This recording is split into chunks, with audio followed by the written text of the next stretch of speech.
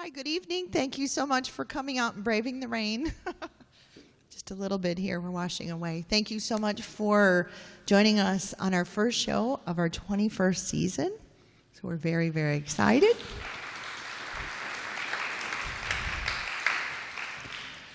It's very important for us to start this off appropriately. We are dedicating our 21st season to a very, very special person. He's a longtime resident of Riverside and a beloved person here in the community, as well as the husband and partner in crime to Ellie Babka, who is our founder. And he has left us recently, and he's got the best place in the house, so he's going to be watching us. So we want to dedicate that to him. Please help yourself. We have candy, and we have some flyers with our show roster for the season, as well as our next show, which is in October 25th. Andre Dixon is our director, and he'll be speaking at the end of our show tonight, and he'll tell you a little bit about that show. But right now I'm going to introduce you to the director of this month's performance, incredibly talented Alison. Bihun.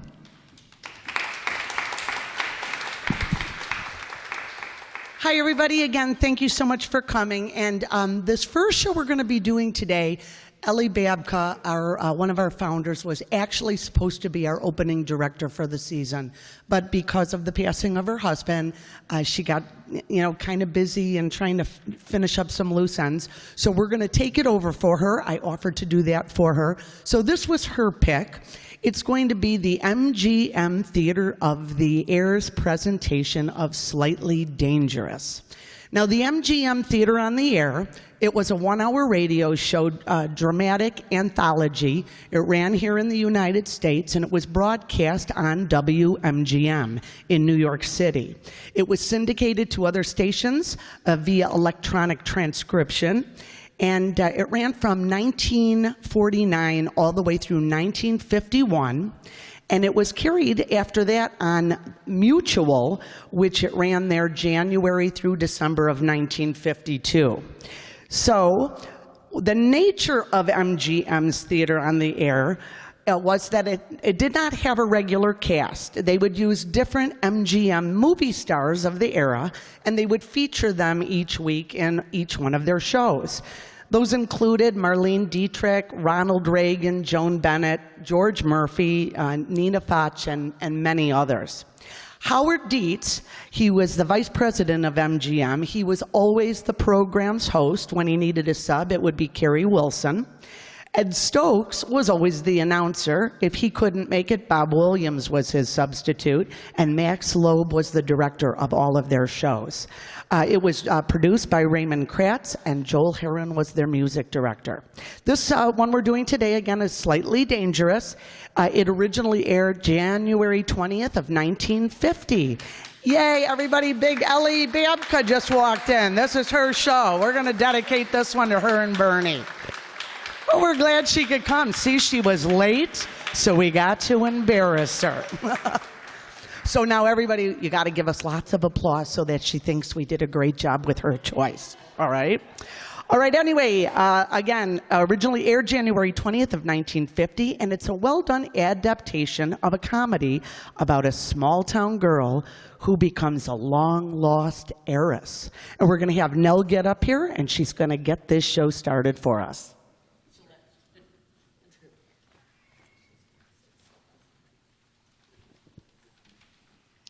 The MGM Theater of the Air, our star this week, Celeste Holm.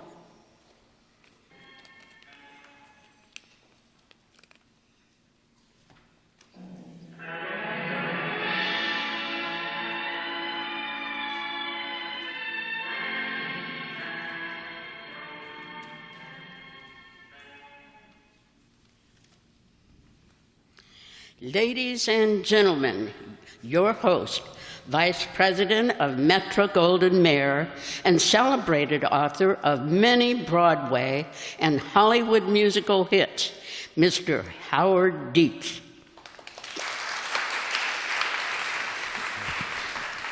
Thank you. A good many of us spend a good deal of our time moping and hoping and cursing our luck. Down in Hotchkiss Falls, there's a young lady who is bored with all that. She's determined to take the bull by the horns or the tiger by the tail or whatever animal you take by what when you decide to be the master of your destiny. How is she going to do it?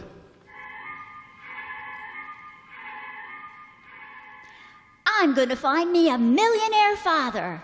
I'm an orphan, so how do I know I never had one? I'm on the level. Is there some millionaire anywhere looking for a lost daughter? That's me, Peggy Evans.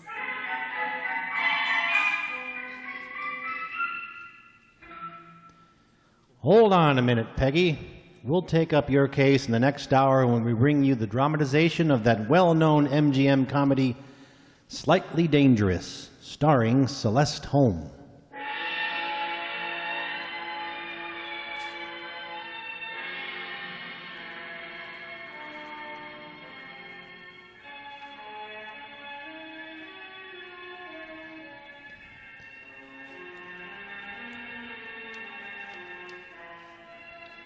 Slightly Dangerous is a merry piece about a most unusual feminine character.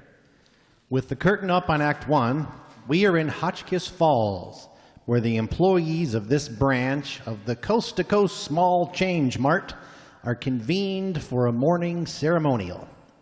The district supervisor is awarding a prize to Peggy Evans. Peggy is played by Celeste Holm. And so, Miss Evans, as you are the first employee in the entire chain to arrive at work 1,000 consecutive mornings on time, I therefore present you with Merit Award number 4, redeemable for $2.50 in merchandise. Thank you, Mr. Snodgrass. All right now. To your stations, everybody. The store is now open for the day. Look sharp. I want a good impression when your new manager, Mr. Stewart, arrives.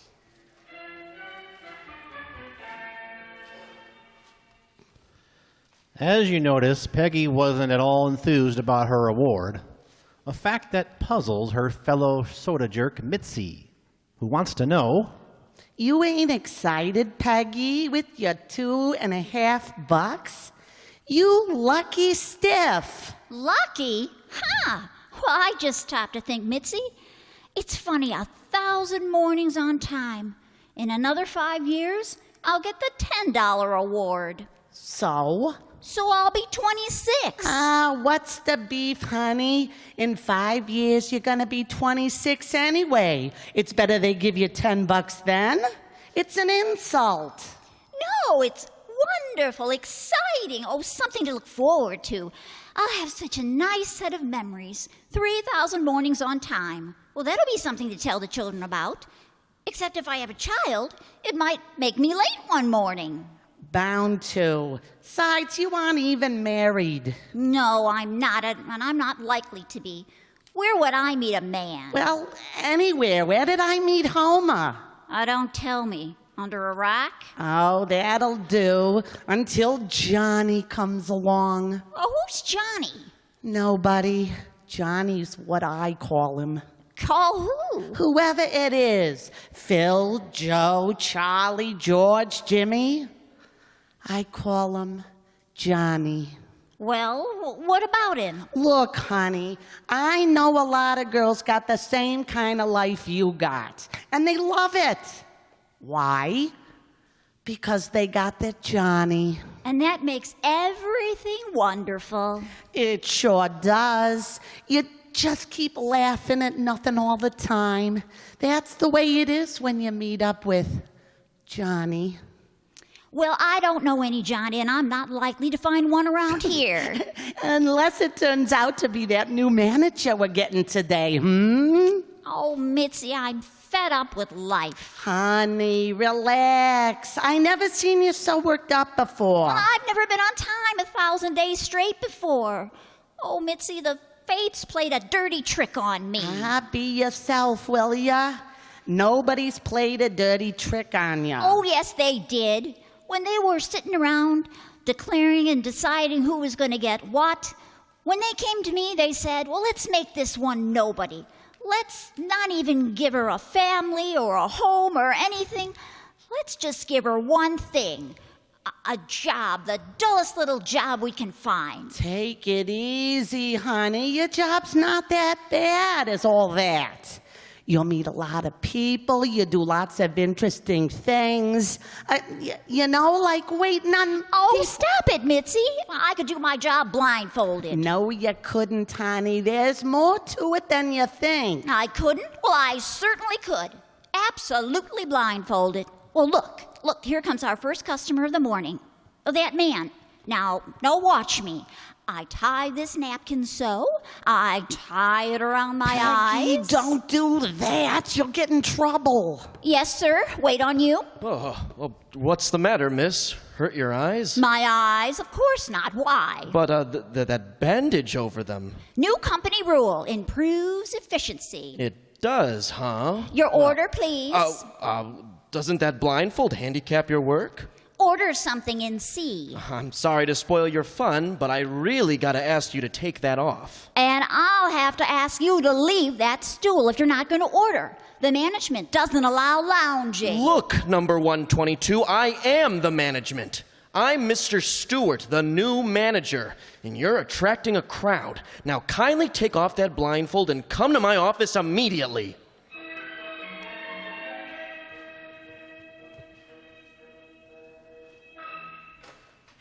Well, here I am, Mr. Stewart. I suppose you're pretty proud of yourself sneaking up and catching me when I wasn't even looking. Now look here, number 122, well, how pretty you are without that blindfold. Won't you sit down? I don't want to sit down. Why don't you just go ahead and fire me? Oh, it's the last thing that I was thinking Well, as a matter of fact, you can't fire me. Oh, no, of course not. Because I quit. Oh, well, you mustn't do that, Miss, the name is Peggy Evans. Oh, it is a nice name. It isn't a nice name. It isn't a name at all. It's just a label that works in a store. A machine on a track that rolls along and along and comes out nowhere. I hate my name. Now, someday you'll get married and change your name. I won't get married. I won't ever get married. Oh, of course you will, an attractive girl like yourself. I will not. Oh, so? Well, then you'll be Peggy Evans until you die, so you might as well just get used to the idea that... Wait a minute.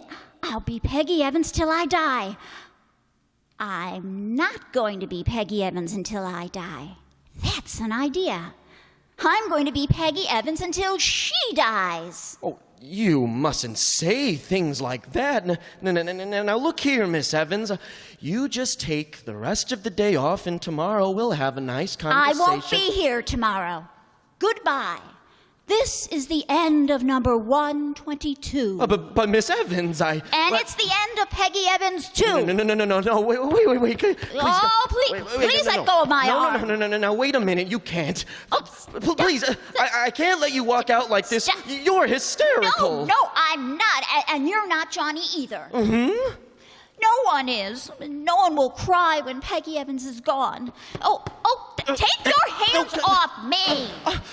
Now, Miss Evans, good heavens, what's that poor girl going to do?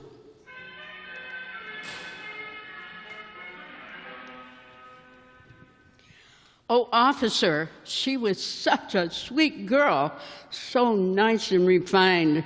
Now, if this story gets around, I'll never be able to rent this room again. Has she got any relatives you know about, Miss Mutcher? Oh, she was a poor, lone orphan officer. Didn't have a soul in the world. Yeah? What do you want? I'm, looking for Peggy Evans. I was told this was her room. Who are you? What's your name? Robert Stewart. What's going on here, officer? Has anything happened to Miss Evans? I'm asking the questions. What's your business with Peggy Evans? Well, I'm Miss Evans' boss. Ha ha! He's the one that drove her to it. There ought to be a law against skunks like you, mister. Will you please tell me what this is all about? Show him the note, officer. Let him know what he's done. Yeah, here, Stinker. Read the note she's left. Note? Oh my gosh, let's see. This is to tell whoever cares not to bother looking for me. I know I'll be happier wherever I'm going. I've been fired by my boss, Mr. Stewart, and I can't go on being Peggy Evans any longer. I'd rather jump into the river. Mitzi can have my clothes. Farewell. Oh, that's awful. You said it, brother rat. Your conscience bothering you? No, wait a minute. You got me all wrong. I just did my duty. I told her to take off that blindfold. I had to. Oh, I'm Peggy Evans' boss. What conscience?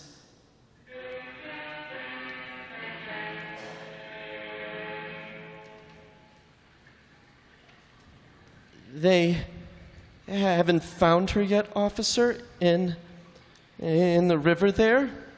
No. They always drag for them, Mr. Stewart, but they never find him. No, just a waste of time, that's what it is. Oh, do you mean it? You see, Stewart, when the deceased gets into that current out there, they go zoom, just like they had an outboard motor attached. An outboard motor? It's amazing the mileage that corpses get in the river. You don't say. Yeah. Why, that dame's probably cruising off up Poughkeepsie by now. Oh, stop it! How can you talk like that about... Oh, it was all my fault. I'll never be able to sleep again.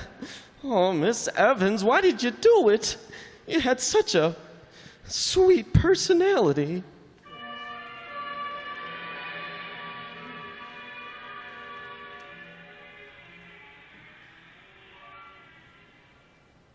Hey, want a new personality, ladies and gentlemen? All right, now, looking to the left of this sightseeing bus is the famous Fifth Avenue establishment, Grave, where for the price of an arm and a leg, they'll make you into a gorgeous creature.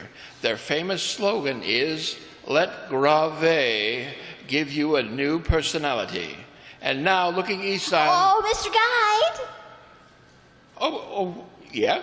Oh, can you tell me how much they charge one of those new personalities? Oh, girlie, you couldn't afford it. Oh, mister, I didn't ask for any advice. Well, let me off the bus right here, in front of Grave.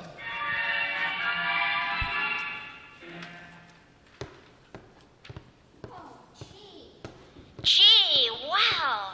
I wonder if Grave did change my personality. That I do look transformed. Ooh, that's me being whistled at. Me, Peggy Evans. No, thank heavens. That's not Peggy anymore. That's finished. Now let's see. Well, who shall I be? I need a new name. Diane? Oh, Diane Vanderbilt? Could be. Oh, my, how tall those buildings are. Hey, miss, what's the idea? Stop jaywalking. Oh, just choose a ritzy name and put an ad in the classified. Get a nice position. Suzanne Vanderven. Suzanne Asterbilt. No, Christabel? Von Christabel. No. Hey, what's your... Lady, look out!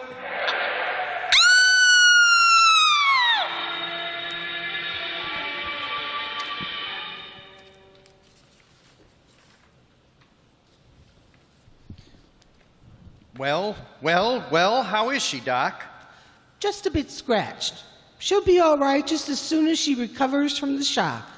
Where am I? Oh, you're in safe hands, in the office of the New York Blade, miss, and you're going to be perfectly all right. Just relax. What happened? Why, you backed into one of my delivery trucks. I backed in. I was on foot. That's right, young lady. You were walking backwards, crossing the street, looking up at the tall buildings. Well, what am I doing in this newspaper office? Well, what were you doing downstairs in front of this building? Why didn't you back into the New York Times? Oh, my my clothes. Look what happened to my beautiful clothes. They're torn. Well, now. Don't worry about that, my dear. We'll buy you a whole new outfit. Who are you? What's your name? Oh, my name is Peg. No, my name's Diane. No, it's Sue. It's Vander. No, it's not that either. Oh, I don't know yet. Surely, miss, you can tell us your name? No, I can't. Now, leave me alone. I don't know it. Well, where do you live? Well, I don't know. Oh, look at me. I'm all spattered. Oh, dear. What do you think, Doc? This is more serious than I thought. I'm afraid she's suffering from lost memory. Oh, why does everything have to happen to me? I'll phone the police. No, you imbecile. Think I want every other paper in town building up her case, spreading the story that I'm an assassin? Oh, look, my hat's ruined, too. Mr. Doyston, maybe we should notify the Missing Persons Bureau. She's only been missing 10 minutes. Did you look in her purse? I did. There's nothing in it. No identification? Not a shred. Oh, what'll I do? Now. Look, miss, what's your name? Just please stop worrying. We'll find out who you are, put your picture in the paper, and whoever you belong to will come and claim you. Won't that be nice? No, you don't understand. I don't belong to anybody. Oh, nonsense. A fine-looking girl like you. Oh, it's no use. Nobody will come. Ah, yes, they will. We'll take care of you until they do. You will? Well, why, of course we will. But we'll just ask you to remember how nice we are. Oh, you know, Mr. Durston, you might have to take care of me for a long time.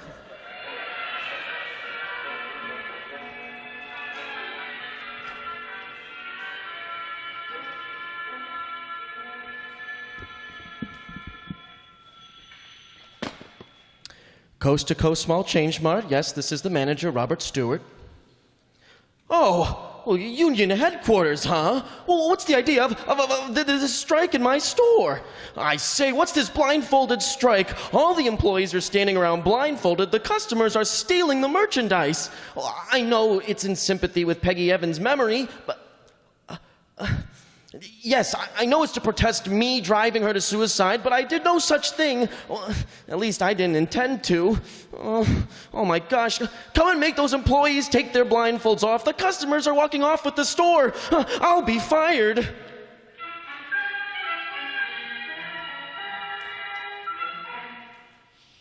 You're fired! Yes, Mr. Snodgrass. Shame on you, Stuart. In 48 hours, you've driven one of our girls to suicide. You've incited a new kind of strike. You've let the place be looted. You've blackened the store's good name. You. What are you staring at? Well, that New York paper on your desk. That girl's picture on the front page with the caption, "Who am I?" Huh? Let me see. See? Well, this looks like her. Like who? Peggy Evans. Oh, nonsense. Wasteful thinking. This is a picture of some Park Avenue blue blood. Well, I could swear that's her. I'll never forget her face. Well, I tell you, this is Peggy. Don't be irrational, Stuart. How could it be? Well, this is how it explains it right here. She's got amnesia. I failed to see the connection. Oh, suppose she did jump in the river, and suppose the shock made her lose her memory. You are grasping at straws. Oh, and suppose she forgot she wanted to commit suicide, and suppose she swam out and forgot who she was, and suppose she just wandered down to New York. And suppose you collect your things and get out of this office. Wait, she isn't dead. I'm going to find her and bring her back here and prove to all of you that I didn't drive her to suicide. And what's more, I'll make her tell the truth and get me back my job. If you can bring back the dead, Stuart, you can certainly get your job back. I'll hold you to that, Mr. Snodgrass.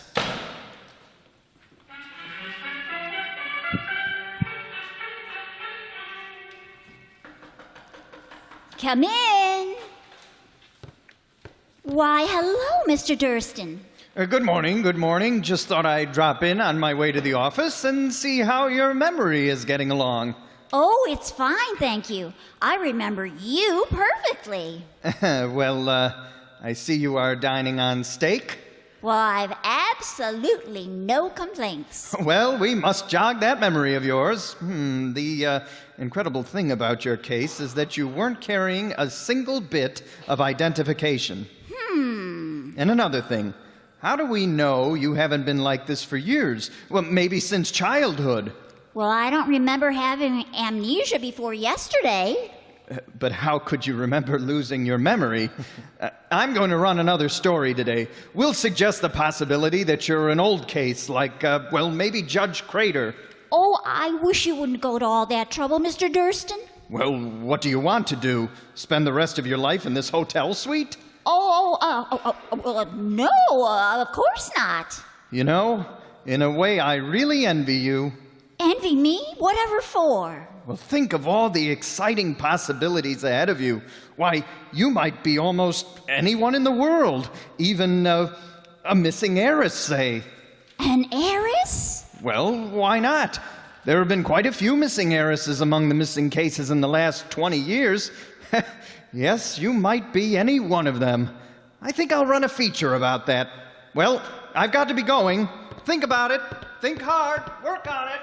Well, yes, I certainly will. Oh, you know, Mr. Durston, in my bones, I feel strangely I am some missing heiress.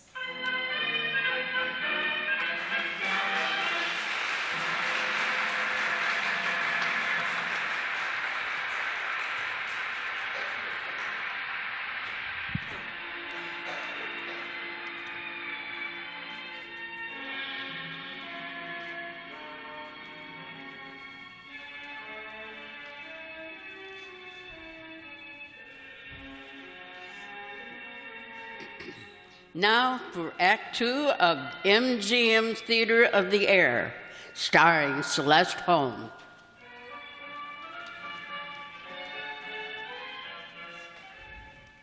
And so Peggy Evans, perhaps getting the idea from the movies, pretends to have amnesia.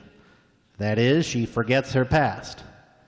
Most of us could do with a little amnesia, and Peggy gets rather fond of her case, particularly when Mr. Durston, the newspaper publisher, suggests she might even be a missing heiress. Feeling a little research is in order, Peggy goes through the public library and looks up old newspaper files to see if there are any heiresses who have been missing for about 20 years.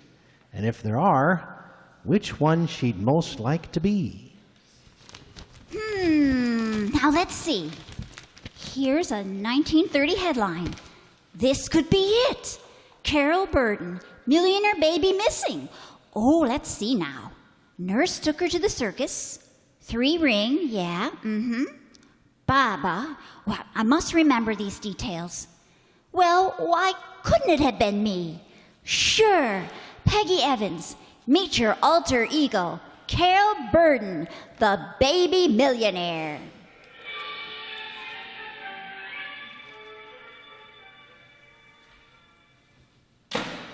Well, right on time, Miss X. There are about 200 mothers, husbands, and just plain crackpots in my outer office, all waiting to claim you from that picture I ran. Oh, Mr. Durston, before I see anybody, I've got to tell you something. Yes? I remembered something. You have? Ba. Huh? What's that? Ba. That's it. What I remember, just ba. Ba. Well, what in the blazes is good in remembering ba? It doesn't mean a thing. Well, it must mean something. I've got a feeling that it's terribly important. It's and something else. It just struck me in connection with yes. Something else besides ba. Yes, something else. Yes. I see a circus. Holy yike! Ba, a circus? Well, still, this just might lead to something. Who knows? Miss Kingsway, Yes, Mr. Durston? Get Hiller. Ask him what he has in his files on Ba. Come again, boss? Ba. Ba. That's right. B-A-B-A. Now make it snappy and call me right back.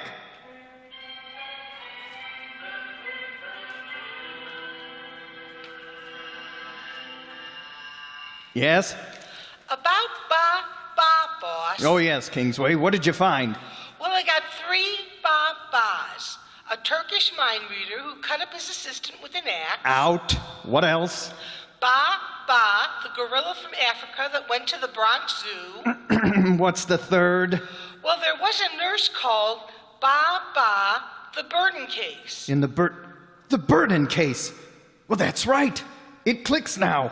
Why, yes, the nurse took the Burden kid to the circus and lost her. Well, they never did find her. Check, boss.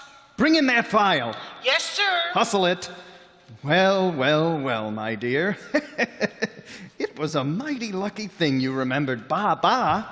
Is it important? Important? Baldwin, tell him to hold the front page for replate. We've got a real story.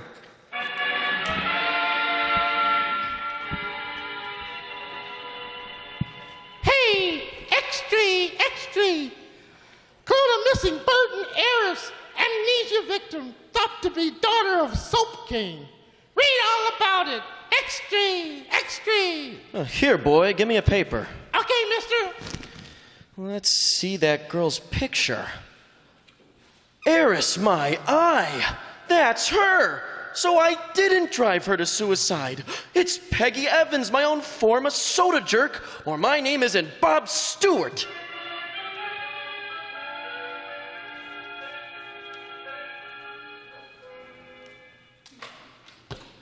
Miss, please. Just a minute, you. Back outside in the waiting room. Well, yeah, but I've been waiting to see the publisher for hours about that girl, and I need to get... Officer Daly. Where is he? Here you are, wise guy. Let go of my neck. I saw you try to sneak in. Now get back here before I drag you. But officer, I know that girl. Yeah, I suppose she's your long-lost mother. No, my soda jerk. Oh, before I got fired, that is. It turns out I didn't kill her. Come on, move in here before I get out. What's the noise out there, Miss Kingsway? Oh, just another screwball loose in the world, Mr. Durston. Yeah. What time did Burden's secretary say that he'd be here? Any minute now, sir. Oh, frankly, Kingsway, I'm as excited as a little boy. Reunited after 17 years. The rich but lonely old man and the wandering waif with the golden curls. Let me know the minute he comes in.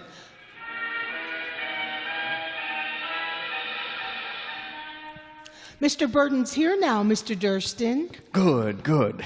Send him in at once. Has Hiller got the camera already? Yes, boss. Well, I'm a little nervous, Mr. Durston. Well, naturally, dear Miss Burden, naturally. Not having seen your father for so long. This is a sacred moment. Wonder what he'll say when he sees her, boss. Say? Oh, why, he'll look at her. He'll fold her in his arms, and his voice will break as the tears stream down. He'll say... Where's that muckraking buzzard Durston? Hello, Mr. Burden. Listen, you. I broke Burnell of Amalgamated Copper. I churned Borman of SL&D until he was a shaking old man. And by all that's holy, Durston, I'll break you like a dry twig. Break me? Why? For being part of a criminal conspiracy to defraud. And I'll see that you're indicted for it. Well, all I've done is help you recover your daughter. All you've done is put in a story without verification, without proof, without... Well, but I have got proof. This girl's got amnesia. The only thing she remembers is ba. Ba. What kind of proof is that? There must be 40,000 nurses in this country named Ba. Well, she remembers the circus, too. What about that? Circus? My child was the only one in the world who ever saw a circus? What rot. If you would have had the decency to consult me, sir, I would have informed you that I have a method of identifying my daughter. You have? Certainly. My child's nurse, Baba, still lives with me. She's interviewed hundreds of phony girls in the last 15 years, and she has exposed every one of them. Oh. She'll expose this one, too. And when she does, I'll put you both behind bars. Oh, now. All right, girl. Come along. Let's get started. Wait. He's not my father. Aha! She's going to confess. But Miss Burden, Don't call me Miss Burden. Oh, but you don't remember anything, remember? Well, that's right. Then what makes you say he's not your father? His nose. What about my nose? Well, if I ever seen a nose like that before, I know I'd remember it. What? Well, it's a kind of nose that you couldn't forget. Well, especially if you've been exposed to it as a child. Now, my dear, let's just not hurt his feelings. Well, I don't mind if I do hurt his feelings. He didn't care what he said about me. Stop acting, girl. Are you coming home with me? Absolutely not. Then, in my opinion, that constitutes an admission of guilt, and I'll prosecute you both. No. Now, just a minute. Now, look, my dear, you can't do this to me. No? Unless you cooperate, Mr. Burden will have every right to think that you're concealing some guilty plan. In which you share. In which I do not. Now, young lady, don't you understand? You've got to go with him. Well? All right, I'll go. Yes, Miss Kingsway? Boss, that same screwball keeps busting in here, yelling for some Peggy. Should I have him arrested the next time?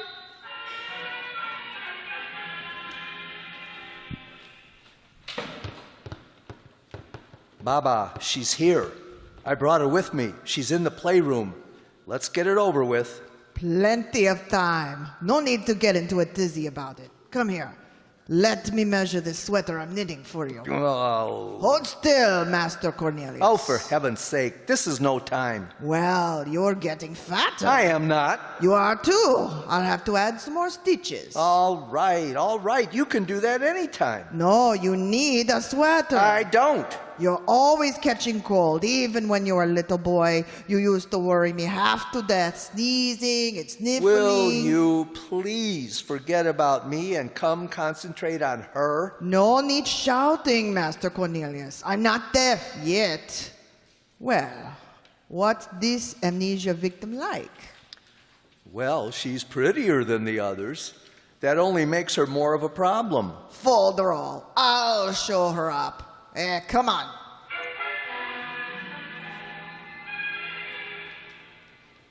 Well, this is Baba. How do you do? Remember this playroom? I don't remember a thing. You'll note it's still filled with toys. Carol Burden had a toy in this room she loved more than any other. Always carried it around with her all day long, even slept with it at night. Which one was it? Oh, I don't know. Didn't they tell you? I've got amnesia. Amnesia or no amnesia? If you don't get the right toy, I'm going to hammer away at you until I find out who you really are. But that's unreasonable. You bet it is. Hold your tongue, Master Cornelius. Well, look around. Take your time, child. Well, this is the end, all right. What chance have I got of picking the right toy? Why, the odds are about 100 to 1. I guess I'll just have to confess and get it over with. Well, young lady, you can't pick it out, can you? You're an imposter. Admit it. Cornelius, give her more time. Oh, he's too anxious. Oh, if I confess, I'll go to jail. Oh, I wish I were back in Hotchkiss Falls. Well? Oh, think, Peggy, think. What was it that Baba said? Oh, she even slept with a toy at night. Oh, if she slept with it, then it couldn't be that engine, or that tin soldier, or that music box. Oh, they wouldn't have let her take those things to bed with her, or she'd scratch herself. Oh, and it couldn't be that merry-go-round over there either. Oh, it would get all broken. Or the Easter egg, or the doll's house. Oh, they'd break too. Well, young lady, it seems you've had more than enough time. Oh, please, just one more minute. I seem to be remembering something. Ha! Oh, and the rest of the toys? Well, they're too large, or too sharp, or too clumsy to take to bed with her. Except these two on the shelf. A little teddy bear and a little doll. Baba. Oh, I can't choose. Oh, golly. It's gotta be one. But which? Oh, I gotta take a chance. 50-50 chances is as good as any gambler could ask. I've just gotta gamble. Well? The doll. Oh, Carol, my baby, darling, come my to your baby. father. Oh, how can you ever forgive me? Oh, was it the darling? Tell Baba. Oh, what's wrong, Carol? Oh, it's nothing. It's just so frightening, suddenly having a father that you don't even know. Oh, my dear, I've always been afraid that when I did find you, you'd be hopelessly changed, grown up. You wouldn't need me or want me. Anything I'd give, would you remember? Would you be my enemy?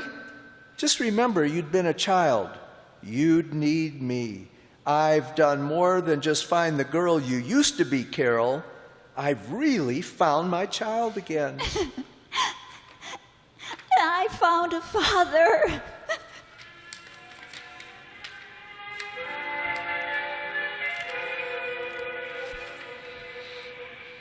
And so this commentator takes off his hat to the greatest human interest story of the century. Wealthy Cornelius Burden has found his long-lost daughter, Carol, at last. Identified her how, ladies and gentlemen? By a toy. Imagine Carol picking out a toy 17 years later. Quite a memory. Oh, yeah? Well, I've got quite a memory, too. She worked for me and jerked sodas for me, and Carol Burden, my eye. It's got to be Peggy. I want my job back. I'm going to get up close to her and know for sure I've just got to.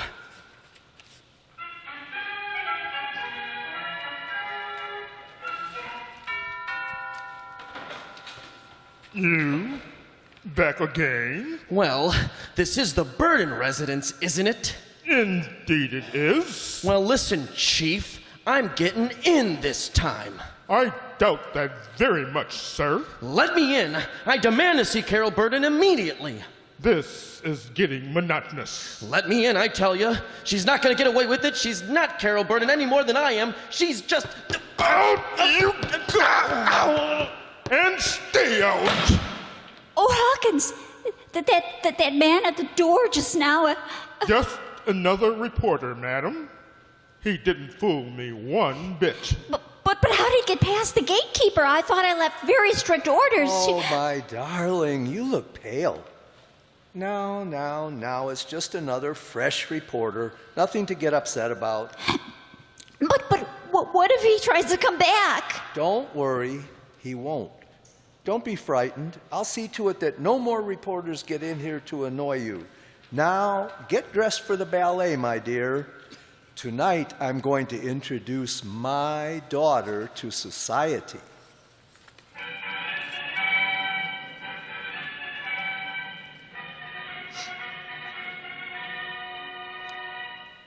The Duchess thought you were an angel, my dear. Oh, really? Oh, golly, I'm so excited, and I'm so happy. And for the first time in 17 years, I am too, little Carol. Oh, that was so sweet of the Duchess to say. If she's going to lean over here from her box, I'm going to bop her right on her tiara, the dreary old hyena. Oh, you do love to pretend that you have a temper, don't you? I knew you were going to say that. Well, how? I don't know, but it's true. Your mother and I used to sit in these very seats. We'd never say a word, yet each of us used to know what the other was thinking. I suppose the music affected us both the same way, even made us think the same thoughts. I wonder if you're that sympathetic. Oh, I feel very sympathetic. Fine. Then listen to the music, and I'll tell you what you're thinking. Oh, gee, look at me, Peggy Evans at the ballet. Carol Burden, I mean. Well, she's me now, no matter what happens. Oh, gosh, if Mitzi could only see me now, wanting me to stay in Hotchkiss Falls the rest of my life, to wait for some guy named Johnny. Oh, I wish Mr. Burden hadn't turned out to be so nice. Oh, that's what makes me feel so... Oh, now, don't be hypocritical. I feel wonderful. Oh, what harm am I doing? He's happy and I'm happy, so stop feeling guilty. I feel lonesome, though. Oh, maybe it's the music. Oh, I wish I had a dog. Carol, would you like me to buy you a little dog? Jeepers! Well, how did you happen to ask me that? Is that what you were thinking? Well, yes, sort of. I told you we could do it. You're your mother's daughter, all right. Carol! Here, take these glasses. Look up there. That man hanging from the balcony by his fingernails. Isn't he the one our butler threw out of the house today?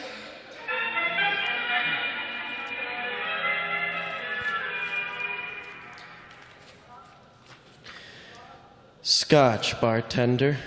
Straight. Right, sir. They tell me the ballet crowd usually attends this bar at intermission. That's right. This is the ballet bar. They're coming in along soon. Hey. I saw the first part of the ballet myself. Hey, you're the fella that almost fell from the balcony, aren't you?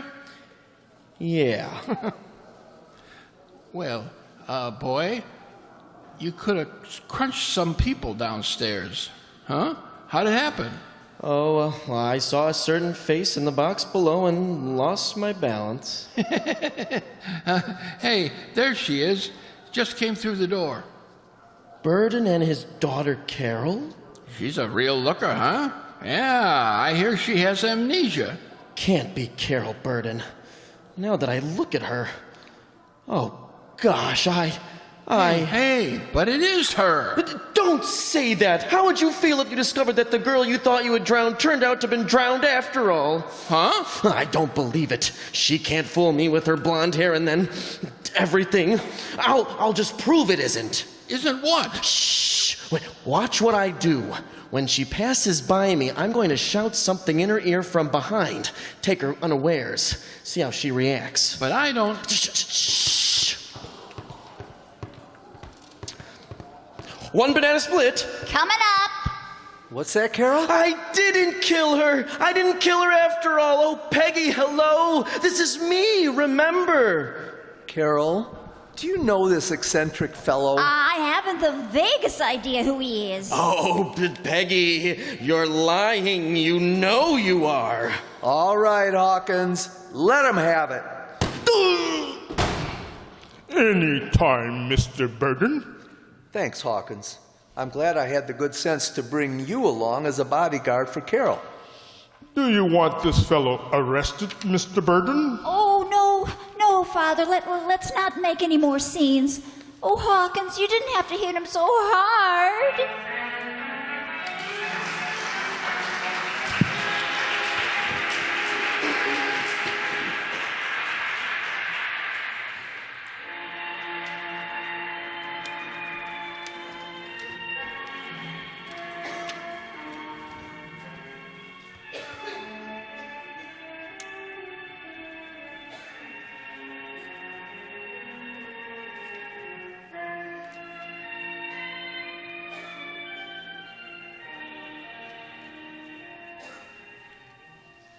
Now, Act 3 of the MGM Theater of the Air, starring Celeste Holmes.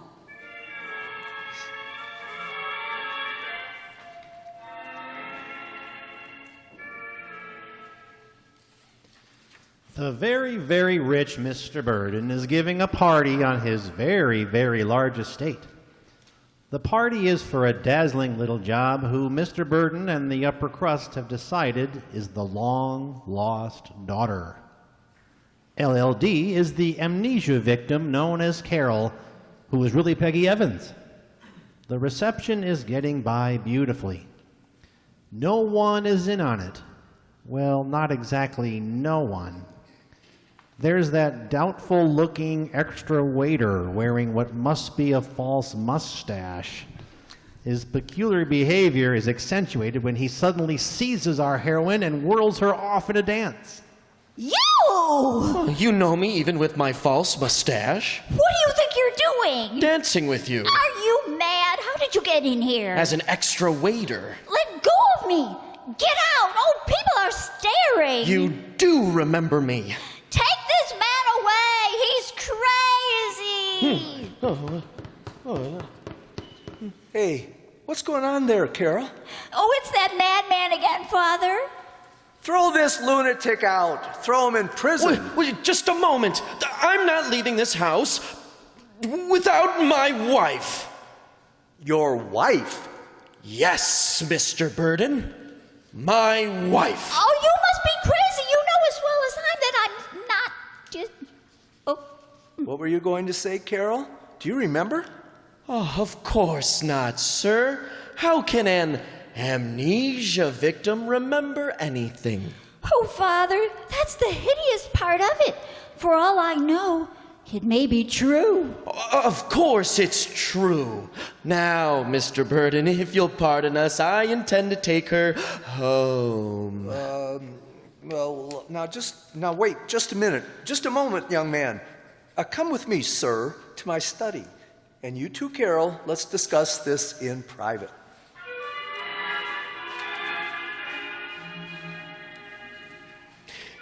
And then when I got home, Mr. Burden, she disappeared.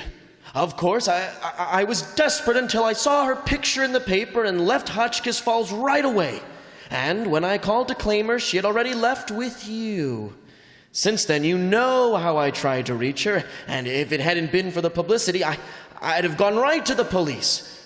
So that's the whole story. And now, dear, if you'll get your things, we'll be trotting along. Oh! Thanks for taking such good care of her, Mr. Burden, and we'll be sure Take your hands off my daughter. But she's my wife. I know she's your wife, but if you don't mind, we just won't take your word for that. We'd like a little proof. Proof? Yes, proof. That's right. Let's see some of it if you have it. Oh, proof. In my pocket. Here, I'll show you. Here, look at this. Our marriage certificate. Well, marriage certificate? How do we know this is genuine? It isn't. It's a fake, a forgery. Oh, It now, can't be. dear, you didn't think so at the time. Why, you were so proud of it. You used to take it to bed with us. Well, I did not. Well, I don't believe it. Oh, it's sad, isn't it, sir? All her beautiful memories gone. Well, I have some more proof in my pocket. Well, this snapshot here of her in this simple small-town dress. Look at it. I challenge you to say it isn't her. Oh, this is ghastly. It is a picture of her. It doesn't seem fair. I've only had one daughter, and now I've lost her twice. I'm sorry, Mr. Burden, but it had to come out sooner or later that Peggy wasn't your daughter. Of course she's my daughter. The proof she's married doesn't prove that she's not my daughter. But she's Peggy Evans. This girl's my daughter, whatever her name is. I couldn't be mistaken about that. Who was she before she was Peggy Evans? That's the question. I don't know. You mean that you don't know anything about your wife's background? No. You see, she had amnesia when I met her. It reoccurred when she kept having it off and on. Mr. Stewart, what is the name of this town where you met Carol?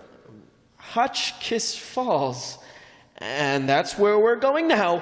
Come, Lamb Chop. Leave me alone. I'm going with you. What for? Why? Well, don't you realize what all this means? At last, I'll get a clue to your past. We'll go back to Hotchkiss Falls and trace everything that's happened since the day I lost you. Oh, no. Bob, I want to speak to my father alone. Wait outside for me, please. All right. But do hurry, dear. We have a long ride ahead of us.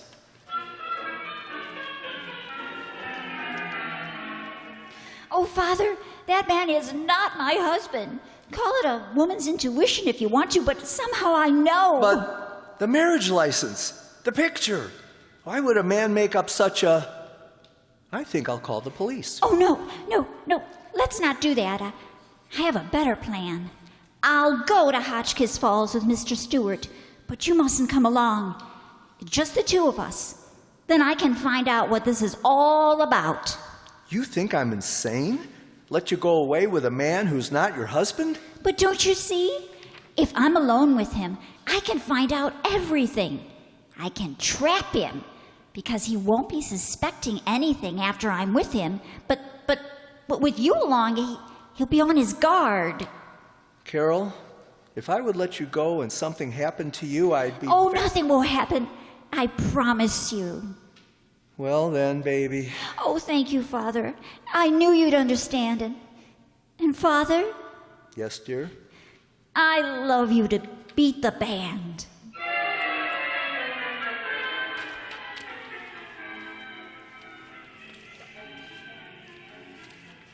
Oh, please don't hate me, Bob. I didn't mean to be a runaway wife. Huh? Well, how soon will we get to Hotchkiss Falls? It won't be long. Oh, I'll try to make up for all the trouble I've caused you, and I'm sure I'll learn to love you again soon. Bob? Hey, well, cut that out. You'll get us killed. Baba. Yes, Cornelius. Get on the phone, please. Call long distance. I want Hotchkiss Falls information.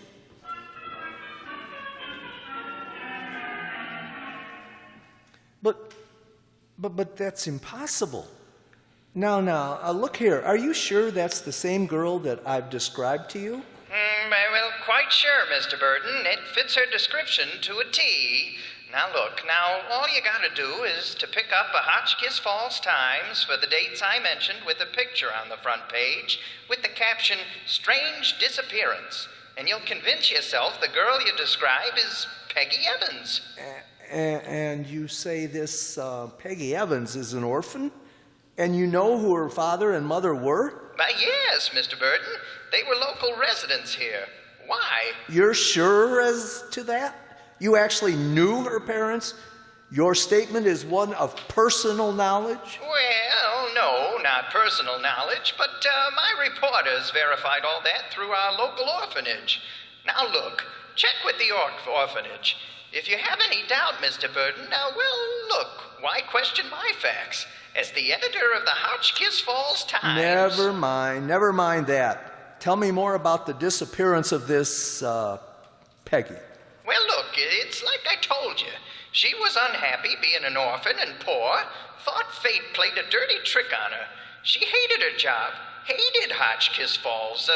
We got that from a girl that used to work with her, her best friend. Yes, well, go on. She used to tell this girl that she was orphaned anyhow, so what's to stop her from looking around for a millionaire father? What? One who's lost a daughter. And look, I tell you this, sir, just to show you how unhappy she was and why we always believed that she committed suicide. Because, you see, when her boss, Bob Stewart, fired her, that was the last straw. Who? Wait a minute. Who did you say her boss was? That name again? Well, Bob Stewart. Why? Where is this Bob Stewart? Well, I hear he went to New York. The whole town turned against him for driving her to suicide, you see. I see. Yes, I see. Mr. Burton, can you tell me now why you're asking all these questions? If, as you say, you haven't met a girl answering to Peggy Evans's description, I mean, though on the one hand, you ask all these questions, and on the other hand... On the other hand, my good man, if you print one word of this talk with me, I'll handle you. I broke Burnell of Amalgamated Copper. I turned Borman of SL&D into a shaking old man, and by all that's holy, I'll break you into a dry twig if you do this.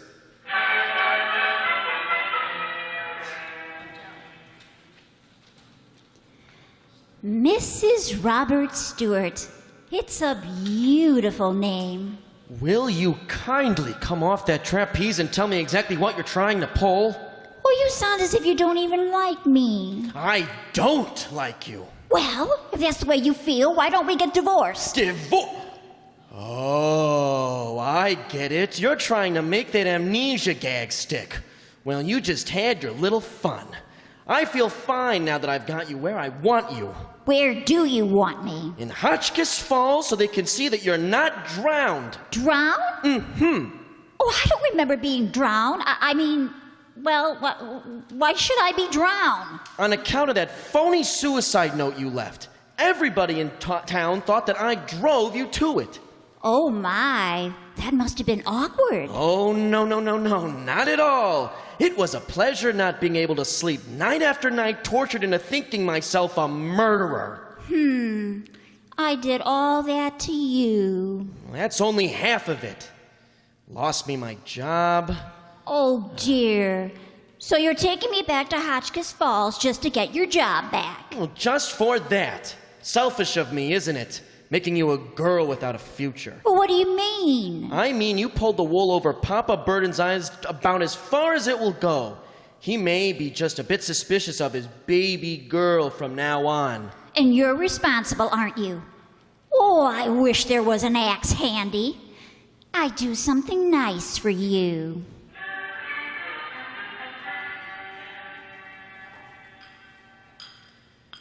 Well, let's finish our coffee and get back to the car. Still an hour before Hotchkiss Falls. I'm sorry I was so fresh before. Oh, well, that's all right, Bob. It was my fault, really. I lost my temper. It's just that it's so embarrassing. Suppose it were you who didn't remember me at all, and you suddenly found out you were married to me. Wouldn't you be scared? So, Peggy, you're not on the level about this, are you? Well, what do you mean? Of course. Oh, tell me about us, Bob. Were we very happy? Well, I think we must have been. Well, what kind of happy? Well, bored happy, or were we, on fire? Huh? Did we dance well together? Yeah. Well, for one nickel, let's see.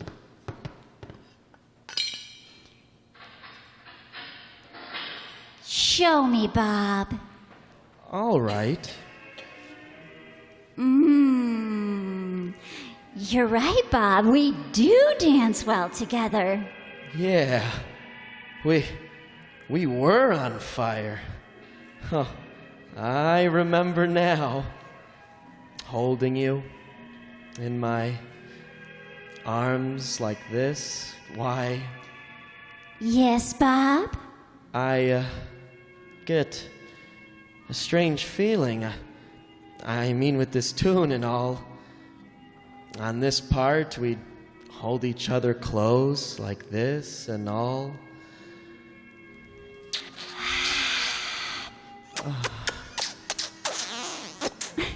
Ooh, this part's awfully nice. Can you imagine what our past was like? Well, maybe if you try me again. Oh, my. What a past we must have had. Yeah. Oh, tell me more, Bob. What was it like with us? Were you a jealous husband? Jealous? Oh, zounds, yes. Murderously so, yeah. Oh, I'm glad. That's the way I wanted to have been. Otherwise, it wouldn't have been the real thing, would it? Oh, definitely not. Oh, I know I must have scratched your eyes out more than once. Whose? Well, whoever it was who tried to break our happy home up. The home wrecker. You know, her. I mean, you must know who. How do you expect me to? I still can't remember things. Oh, we never quarreled about things like that. I mean, there was no other. That is, I wasn't that kind of husband. Well, you better not have been. Oh, I feel loads better now. But I do believe a wife should always keep her nails sharp just in case. You always held me with your lips. Ooh, if only I had my memory. Bob, was I a good wife to you? Ideal. What is your ideal? You know, I forgot that too. Tell me, please. Well, first my ideal has to be crazy. Crazy? Sure. Would it be normal for her to love me on my salary? Oh, tell me more. Well, she has to be happy with what we've got instead of discontent with what we haven't got. Oh? And, of course, she has to be smart enough to make me think I'm getting my way all the time. Now, what do you do in return for all that? Nothing. That's what makes it so ideal. What are you laughing at? Oh, nothing, nothing. Look at me. I'm laughing and laughing. Well, you're not getting dizzy, are you? Johnny. Bob. Johnny. But I'm not Johnny. Oh, Johnny. Johnny. Johnny. Yeah, but I tell ya. Well, hey, what is this? You're on the level. You don't know me. Oh my gosh, that I kidnapped Carol Burden. I gotta call your father right away and tell him to come and get you.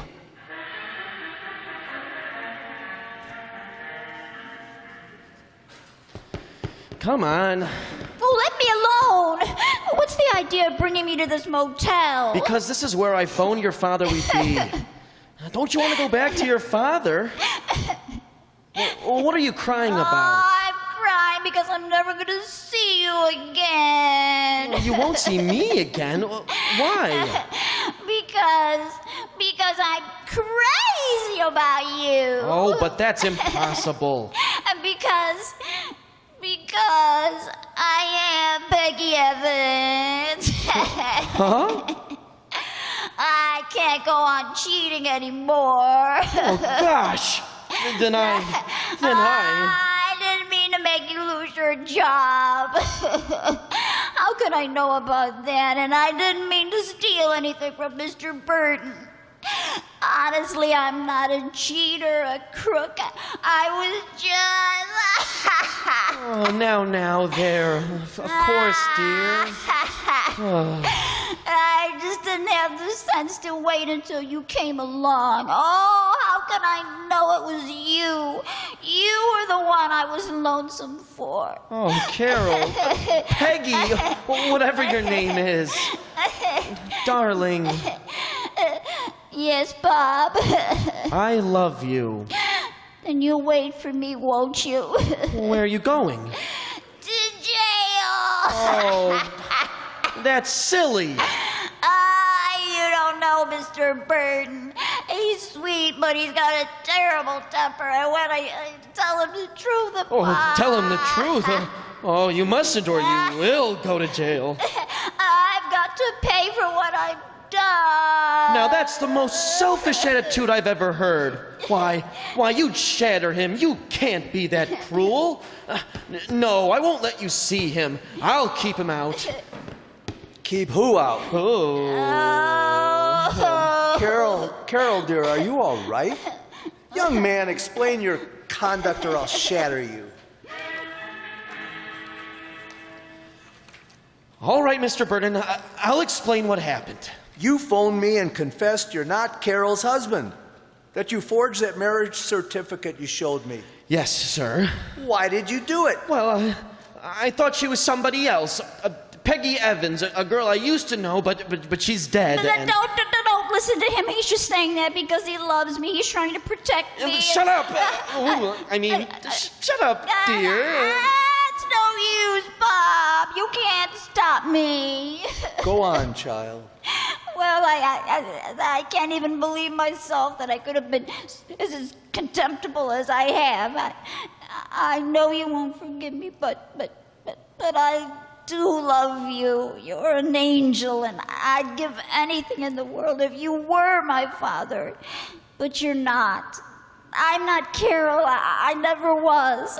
I'm Peggy Evans, and I'm going back to Hotchkiss Fall.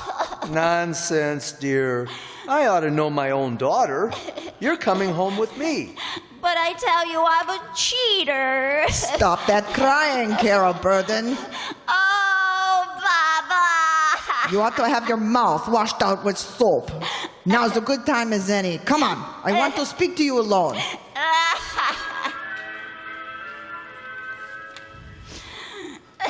Now stop that sniveling, Peggy Evans. Peggy Evans? Then you do believe me, Baba. Of course I do. Then you'll tell Father, I mean Mr. Burden. I'll tell your father nothing. Besides, he knows it anyway. But he's not my father. You said you believed it. What do you mean he knows it? He checked with the orphanage in Hotchkiss Falls and with the newspaper account of your strange disappearance and the way young Stewart was blamed for it. Well, then, why didn't he say so just now? 2 reasons. It'd kill him to admit he's been fooled, doesn't even know I listen in on the calls, and it'd kill him to give you up. Oh, you mean he wants me to go on being his daughter? If you had a lick of sense, you'd see that. You'd know what he said out there was just his way of forgiving you.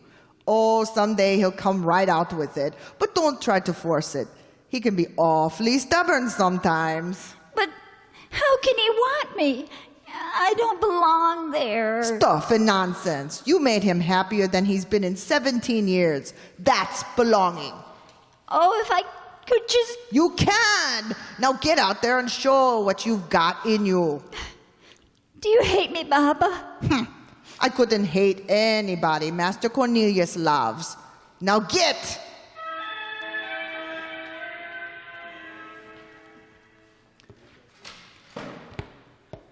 Well, child? Do you still want me to go home with you? Of course I do, if you want to come. Do you? Oh, I'd just like to see anybody try to stop me. What about me? Yes. What about Bob, Carol? Oh, I love him. Well, that's a fine how do you do. But I can't help it. Well, I might as well saddle myself with a son-in-law, too. Just one big happy family. Cornelius, as long as you're going to start building a family at your age, you better get going. Yes, Baba. Coming. Now. Hurry, children. I'll wait for you in the car. Oh, Johnny. The name is Bob, Carol. The name is Peggy, Johnny. Okay. Oh, maybe we should just call each other Butch. Well, maybe talking at all is just a waste of time.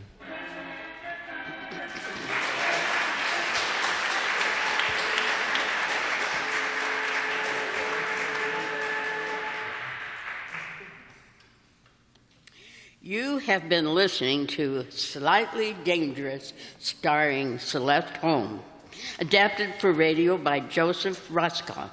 Music has been conducted by Joel Heron. The program was directed by Max Loeb and produced by Ray Katz. The supporting cast included Carol Eastman and Edgar Staley.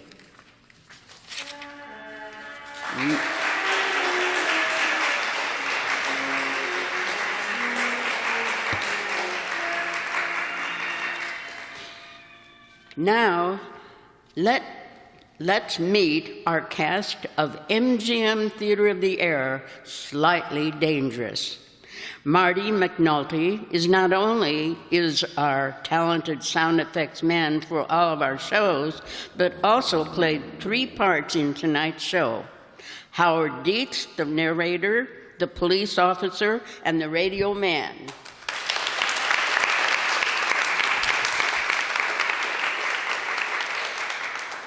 The parts of the tour guide and the bartender were played by Tom Dugan.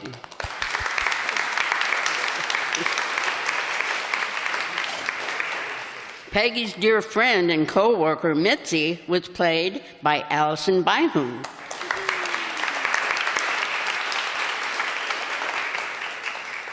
Cornelius Burton and the news driver was played by Jay Summerfield.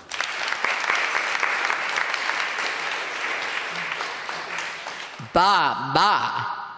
The nanny was played by Amy DeVries.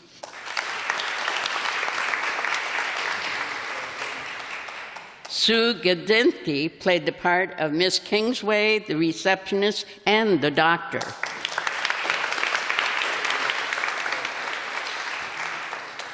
The parts of Mr. Snodgrass, the young newsboy, and the protective butler Hawkins were played by Andrew Dixon.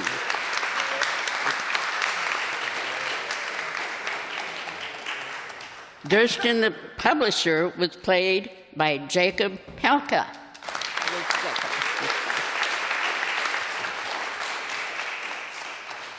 Bihun played the part of Bob Stewart.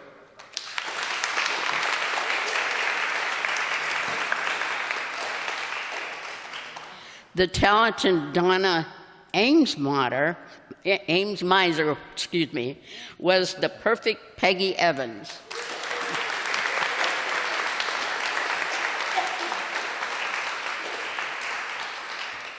And me, I'm your announcer, Nellie Brennan, and also played the part of the landlady.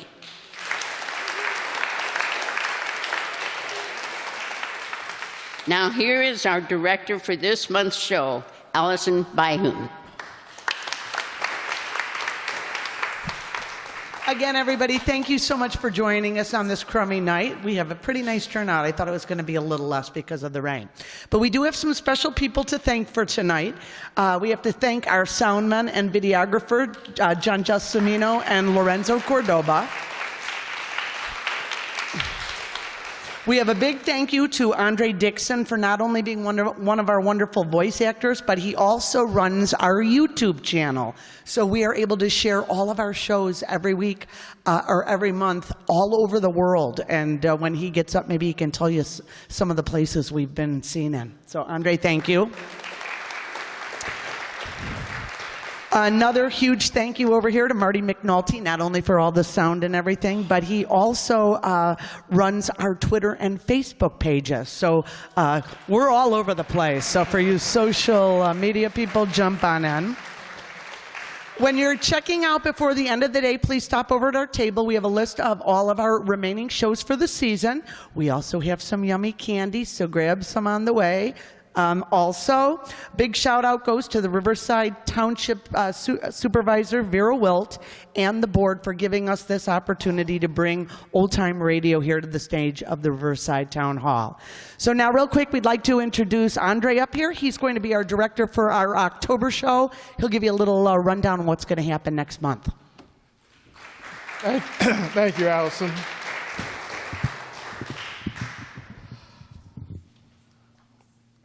Next month is October.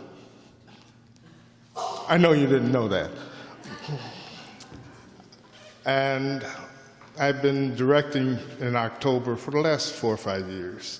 And each year I try to come up with something a little bit different that you're not expecting to see or hear. For those of you who weren't here last year, we started the show with me in the bathroom with a remote mic, flushing a toilet.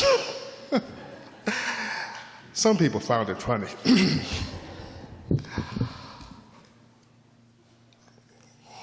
We are on YouTube. We've got, about 180 shows out there. We have been seen in more than 97 countries around the world. Our crowds aren't always as large as this one, but we look at the weather. Next month, October, we're doing 2 horror shows. First one is the Hall of Fantasy show that debuted on September 21st, 1953. It's called The Shadow People. The second one is a Mystery in the Air show that played September 4th, 1947. It was called The Mask of Medusa. I hope that we will see each and every one of you here October 25th at 7:30. You are required to bring someone with you. And as usual, it's free. Thank you.